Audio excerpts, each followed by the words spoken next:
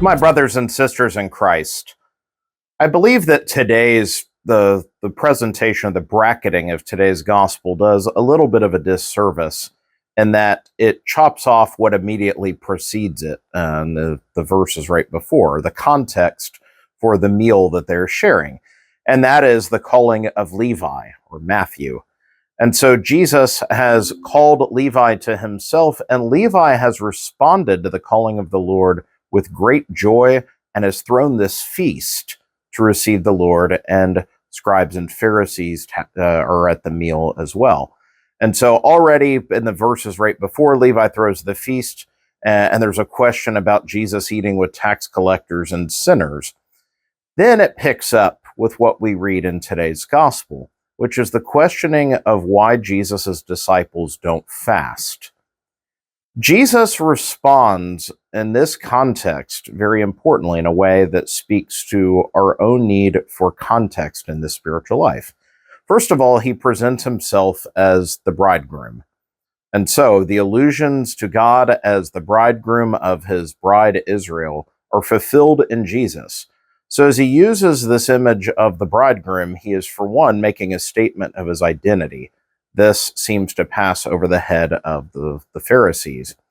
But he proclaims that you don't fast, you don't do these other practices when the bridegroom is with you. In a sense, and if we go back to the beginning of the Gospel of Luke, we have the people waiting in the temple with Simeon and Anna, and they're waiting for the consolation of Israel. They're waiting for the fulfillment of the long-come Messiah. Jesus says, "Here I am," and now is the time for feasting. Levi has given the proper response to the preaching of the good news to him, and that he rejoices in the presence of the Lord. The Pharisees don't see this in Jesus, and so they're going about their normal spiritual practices. What this means is it is important for us to do all that we do in right context. Why is it that we fast? We fast to open our room to better receive the Lord with joy. Formally, we do this most in Lent. And so why do we do it during Lent? As a way of preparing for the joy of Easter. We fast to open up room, to clear the clutter out, to receive the fullness of the gift of the Lord at Easter. Jesus is saying, the time is coming when I will not be with you. And then when the bridegroom is taken away from you, you should fast. But for now, the bridegroom is with you. There is no fasting. Eat and drink. Be festive. Rejoice. The Lord is with us.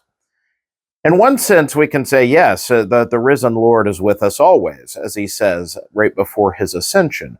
But these practices of fasting, the other penitential ascetical things we do, are meant to bring our focus back to his presence, which is one that is a spiritual reality not always recognized by our eyes. So while we're in the world, we need these acts of penance to bring clarity to our spiritual sight, and to open up room for the fullness of God, to clear out the clutter that blocks us from receiving him and make that room.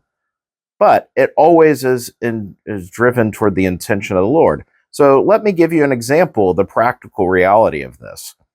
So throughout the year, even not just Fridays during Lent, but throughout the year, we're called to either abstain from meat or to do some acts of penance on Fridays. So there's one exception to this rule, and that is when a solemnity falls on a Friday. When this happens, it supersedes the Friday penance. Why?